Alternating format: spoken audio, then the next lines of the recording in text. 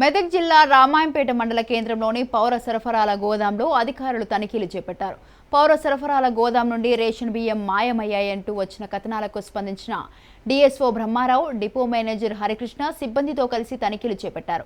గోదాంలో బియ్యం నిల్వలతో పాటు గన్ని బ్యాగులను నమోదు చేసుకున్నారు. అయితే గత 3 నెలలుగా గోదాం నిల్వలపై ఎలాంటి రికార్డు నమోదు కాకపోవడంతో పూర్తి స్థాయిలో విచారణ చేపట్టి తుది నివేదికను ఉన్నతాధికారులకు సమర్పిస్తామని డిపో మేనేజర్ హరికృష్ణ తెలిపారు.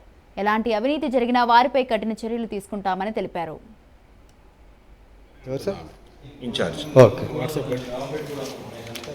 రైస్ మిల్లర్ కు పోయే వెహికల్ అయితే మీరే అంటున్నారు. రైస్ మిల్లర్ వెహికల్ అని, రైస్ మిల్లర్ వెహికల్ అని స్టేజ్ 2 వెహికల్ కాదు, కిరాయి బండి అది. అదేనండి నేను ఏమంటున్నా, మన స్టేజ్ 2లో ఉంటారు ఆయన చెప్పాలి. మీ కన్సర్న్ ఏరియా సిఎస్ డీటీకి రిజిస్టర్స్ తీసుకుపోతున్నా, ఇక్కడ ఫిజికల్ గా ఎంత స్టాక్ ఉందనేది నేను రికార్డ్ చేసుకున్నాను. గన్ని గోడౌన్ అయితే అది ఏంటంటే అది మొత్తం సుమారుగా 12 లక్షల గన్నీలు ఉన్నాయి అందులో. అదే వయసు ఇప్పుడు ఇచ్చినట్టు వయసు కొంచెం